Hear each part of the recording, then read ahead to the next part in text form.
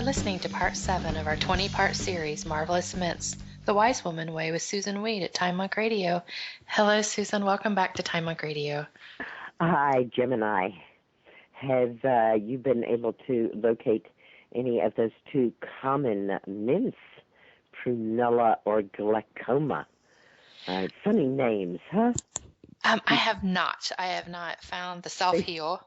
It could be a comedy team. And now presenting prunella and glaucoma. Yes. No, I've not been able to spot those just yet. I'm still working on that. Well, I'm sure that if the listeners haven't, that they're going to be on the lookout for them next spring and next summer, which is when they're going to be at their height. And now we're going to switch gears slightly from wild plants to kind of cultivated plants, but cultivated plants that are also wild plants. And that's thyme this week and lavender next week.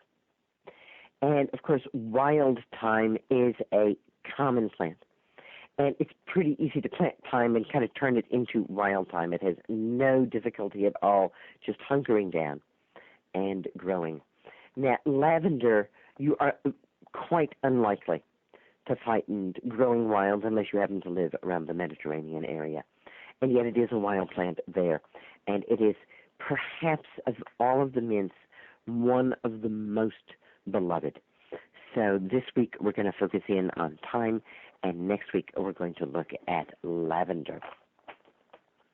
There are more than 220 species in the genus Thymus. So let's have a little review here so that we know what we're talking about. We're talking about the mint family. And family is a designation of natural science, like we have the family of great apes. So things are put in families. And within those families, a smaller division is a genus. So in the mint family, there are a great many different genera, which is the plural of genus. And those include things like the Salvia genus, and we talked about sage, and the Rosmarinus genus, and we talked about rosemary, and now the Thymus genus. And these are all genera which have a great many different species. They're all low-growing, often ground-creeping, small, evergreen shrubs. And they are, like lavender, native to the Mediterranean region. The most familiar thyme is Thymus vulgaris, which is the common thyme. But there's also wild thyme, Thymus cerphyllum, lemon thyme, which is a variety of Thymus cerphyllum, thyme mustachina, which is Spanish thyme, Thyme capitans, Thymus camphoratus, Thymus allergerniensis, and they go on and on and on. German thyme, lemon thyme, garden thyme, wild thyme, silver thyme, orange thyme, caraway thyme. As you can see, it's pretty easy for gardeners to fiddle just a little with the volatile oils in plants that have a lot of volatile oils, and get something that smells and tastes differently, so that we have a sense of what thyme tastes like, but then people start fiddling with it, and suddenly, rather than tasting like thyme, it tastes a little more lemony than usual, or it tastes a little more caraway-like than usual. And if you, too, get into growing thyme, you will probably find yourself fascinated and unable to resist. If not the different scented thymes, then surely the different leaves, the silver leaf thyme or the golden leaf thyme or the variegated leaf thyme, they are all so beautiful. But do start, if you're going to grow thyme, with the mother of thyme or the Thymus vulgaris, just the regular thyme, because it will grow so beautifully for you. Let me give you kind of an overview of the ways that thyme has been and can be used. Thyme butter, thyme tea, thyme infusion, thyme bath, thyme ointment, thyme nasal spray, thyme smudge, thyme honey, thyme vinegar, thyme pillow. Well, that certainly covers a lot now, doesn't it? Common thyme is an uncommon herb, says one of my favorite herbalists, Stephen Foster. It is a classic culinary herb, one of the fine herbes of French cuisine, as well as an ingredient in bouquet garni. Bouquet garni is parsley, bay, and thyme. Thyme is added to soups and stuffings, salads and sausages and stocks, and it complements nearly every kind of meat, fish, fowl, and vegetable dish imaginable. When in doubt, use thyme, is a time-honored cook's adage. Thyme's preservative properties have been known since the time of the ancient Egyptians, who used oil of thyme to embalm the dead. And we'll all go together to pick wild mountain thyme all across the purple heather. Where you go, lassie, go. And the Greeks were very fond of thyme's fragrance, and to tell someone they smelled of thyme was the highest of compliments. The scent of thyme seems irresistible to bees, which hover in clouds above the plant's diminutive flowers and produce an exceptionally fragrant honey from its nectar. And indeed, should you ever have the chance to sample actual thyme honey, do not say no to this great pleasure and treasure. And if you don't have a chance to actually sample the thyme honey made by bees, make some kind of faux thyme honey of your own by harvesting wild thyme, chopping it up, filling a jar with it, and then pouring honey to the top of the jar. Technically speaking, it's not really ready to use for 6 weeks, but if you feel impatient, after 3 or 4 days, you can take a small amount of the thyme and the honey, put it in a cup, and pour boiling water over it, and enjoy a beautiful, fragrant thyme tea. Thyme is so wonderful and sweet. In the 1st century A.D., the Roman physician Pliny the Elder wrote that thyme cures melancholy and aberrations of the mind and can bring someone out of an epileptic convulsion.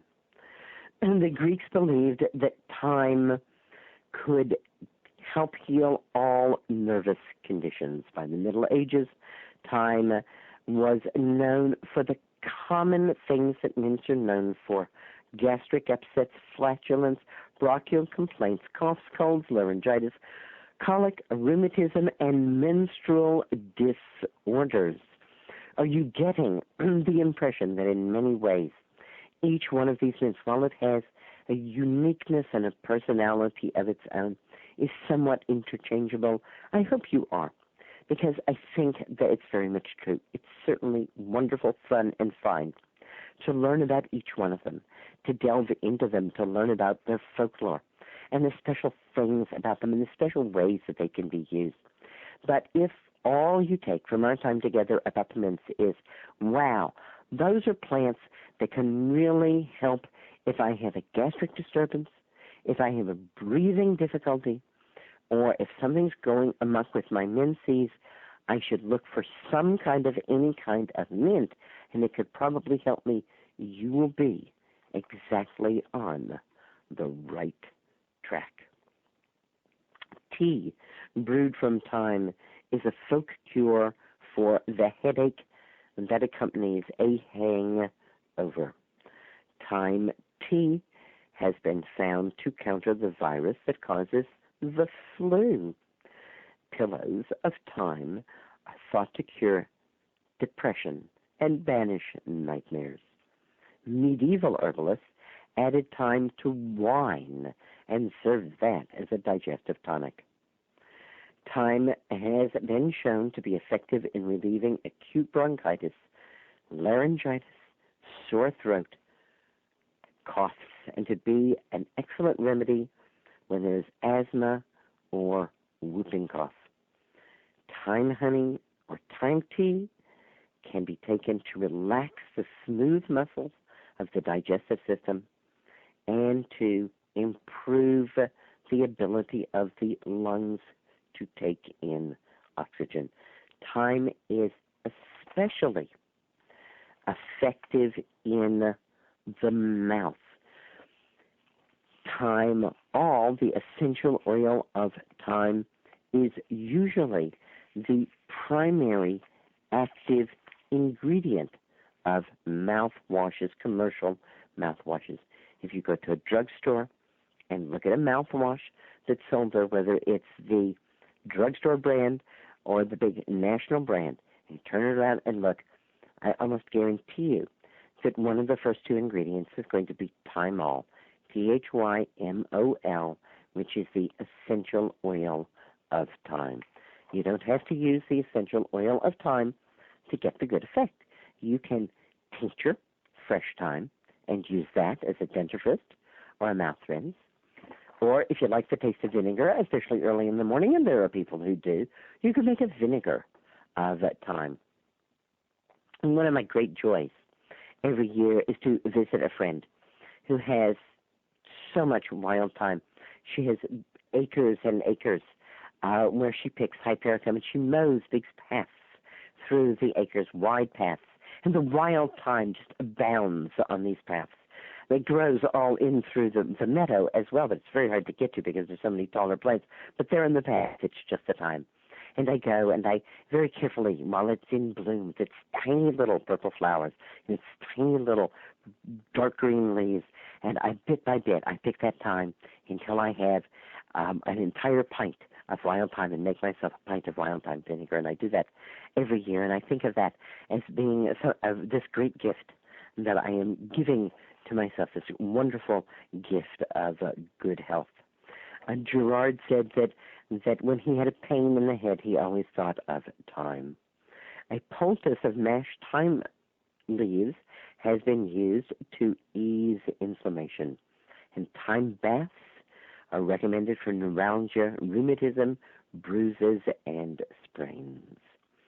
Today, thyme is still recognized as a powerful antiseptic, especially its ability to deal with bacteria.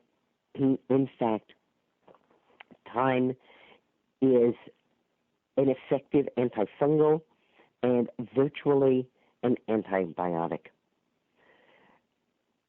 In very large doses, thyme can be somewhat toxic, so it's important not to overdo it. But, we kind of like that toxic effect of the thyme when there is a actual worm infestation, because that somewhat poisonous effect of the thyme can actually kill those worms. It has been shown to kill ascarids and hookworms. In addition, thyme is well known for its antitussive effects. In study after study, thyme has consistently outperformed many other things in terms of countering coughs. And you remember that one of the first 2 minutes that we talked about was sage. And sage is my go-to herb when there's a cough. But I am now going to remember that if there's no sage around, thyme will do the trick. And just like sage, we can use the thyme honey that we've made to make an instant thyme tea, or we can simply take some dried or fresh thyme, put it in a teacup, put boiling water in that teacup, put a saucer on it to retain those volatile oils, let it steep until it's drinkable or cold. Remember that these also work very nicely when they're allowed to get cold. But when it's warm, it's nice, especially if it's a cough or a sore throat, to add some honey to that to get that demulcent effect so that the throat is soothed. All of the aromatic mints are extremely helpful, but thyme and sage especially helpful for the throat. Thyme has also been shown to help keep Helicobacter pylori in check. You know what Helicobacter pylori is? I bet you do. And I bet even 20 years ago you wouldn't have. Helicobacter is the bacteria that causes stomach ulcers and intestinal ulcers. To me, it's a kind of funny story because it was the one place where modern medicine kind of bowed its head and said, well, I guess there is a mind-body connection. We can't find any causative agent for ulcers. So it must be that people's tension causes ulcers. And so what was prescribed, how wonderful, was that people calm down, relax, and drink milk to deal with the ulcers. And then a rather renegade scientist somehow found out that Helicobacter pylori was actually the causative agent of ulcers, and tried to convince other medical professionals of this, and was absolutely unsuccessful in doing this.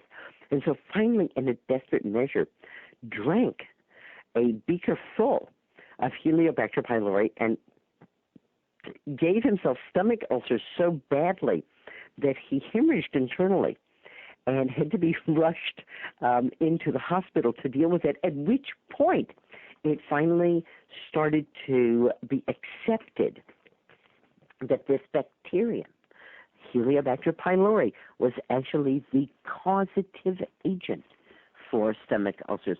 Well, of course, modern medicine, being what it is, then decided that anyone who tested positive for this bacteria was on the verge of getting ulcers, and this was a very bad situation, and this bacteria should be killed in all people's stomachs.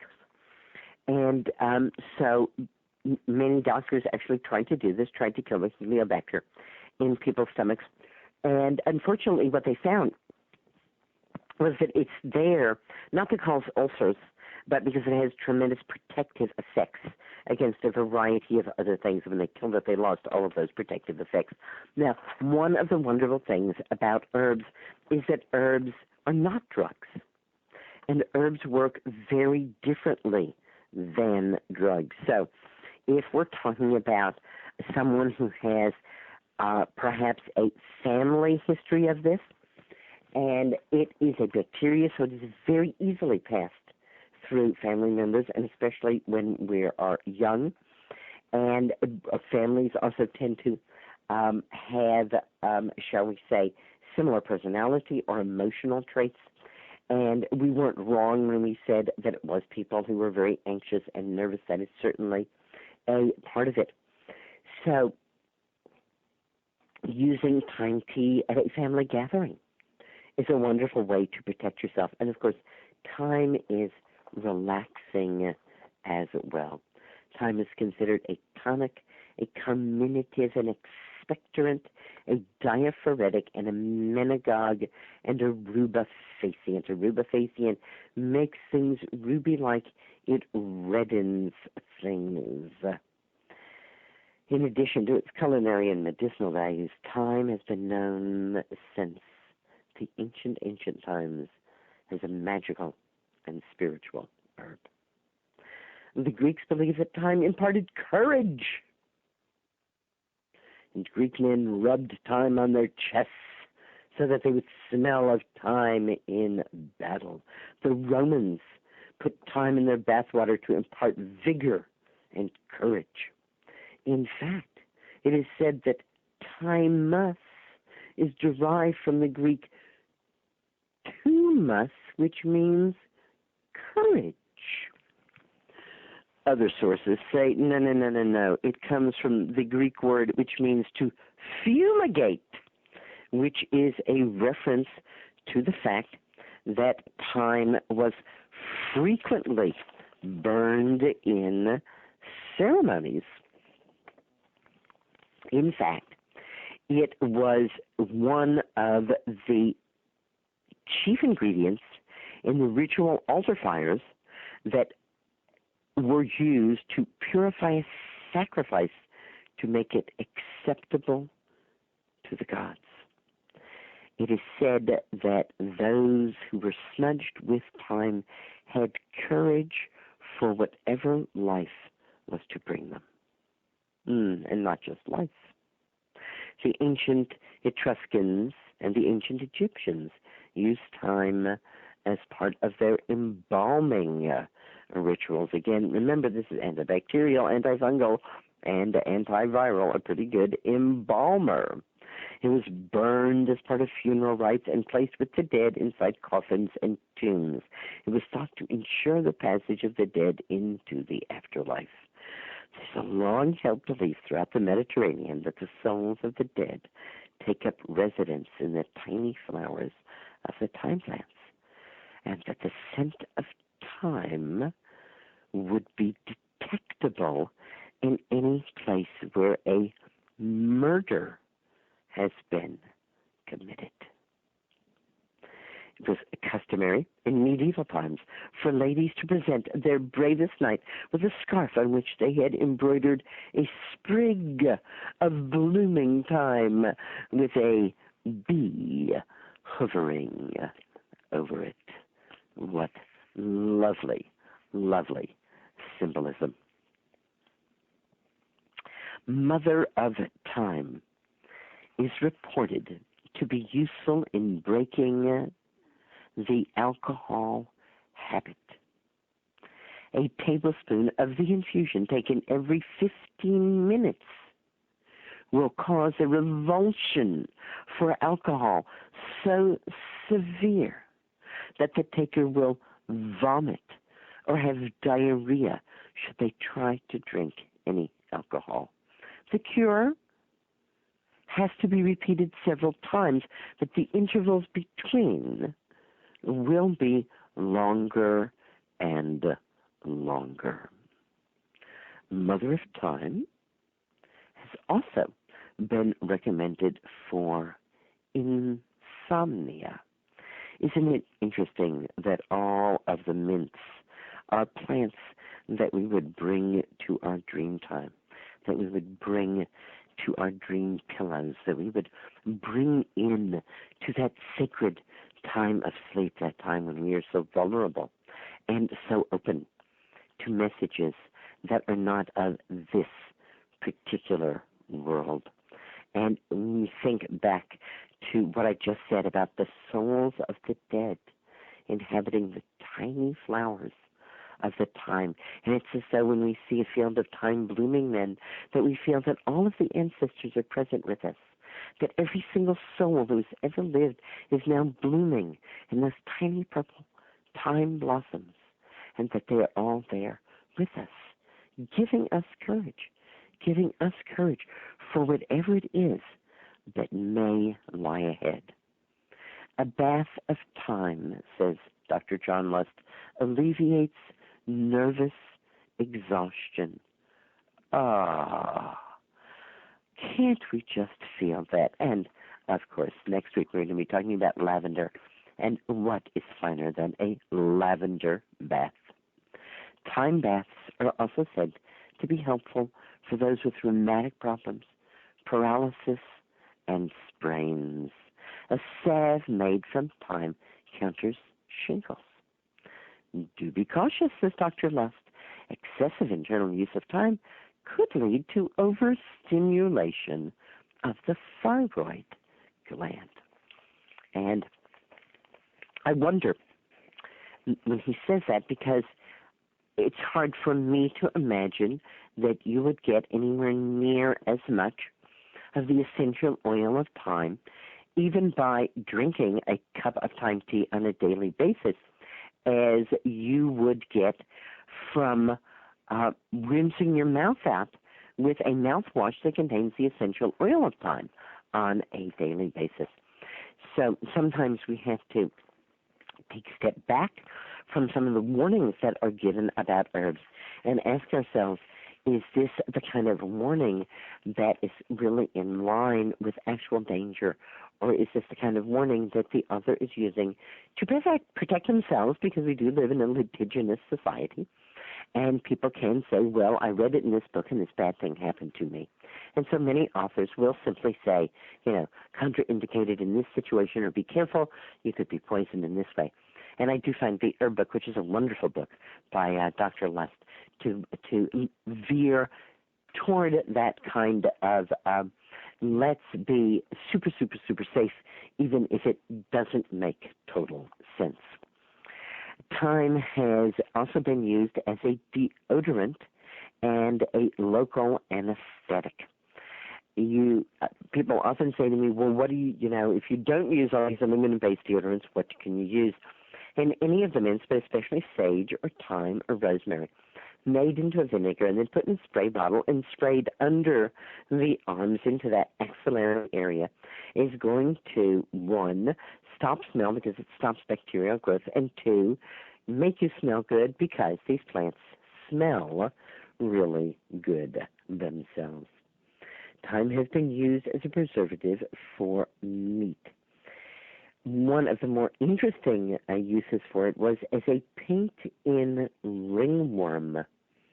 And I kind of wonder how they did that. Perhaps they boiled some thyme down in that tightly lidded container so the all the oil didn't escape, and then actually painted that right on the ringworm, which is a fungal infection.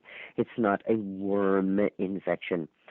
Thyme is useful when dealing with eczema, psoriasis, any kind of skin infection or inflammation, including chilblains, burns, and old nerve pain from injuries.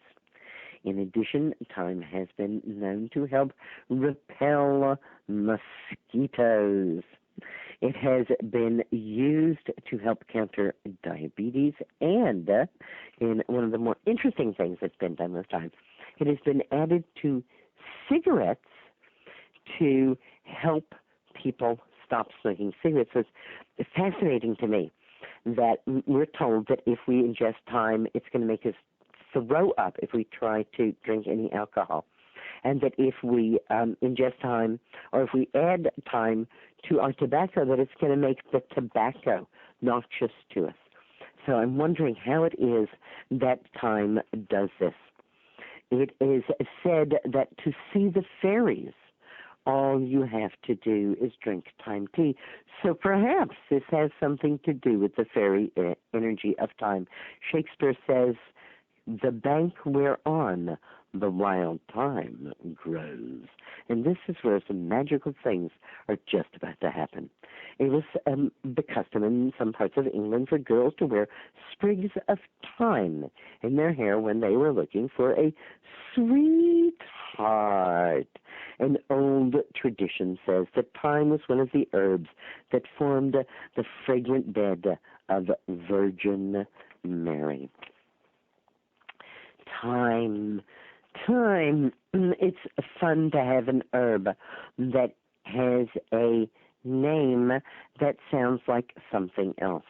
It leads to herbal puns, and of course herbal jokes are awful, and herbal puns are just terrible, but thyme is, of course, the herb that is most frequently punned on. So I guess I'll have to ask Gemini if we have enough time, or if we've come to the end of our time, or if it's time for us to talk more about time. And of course I already know the answer to it is that we have all the time we need, and we always have all the time we need. You may have wild thyme growing in your field or along the edge of your driveway. If not, plant some thyme. Get in the habit of having a little time because it can help us take time. Herbal medicine is people's medicine. It's the medicine that grows right outside your door. And I thank you, Gemini and Thyme Monk Radio, for giving us all the opportunity to share in these bountiful and beautiful green blessings. Thank you, Susan. That was time well spent. This concludes part 7 of our 20-part series, Marvelous Mints, The Wise Woman Way, with Susan Weed at Thyme Monk Radio.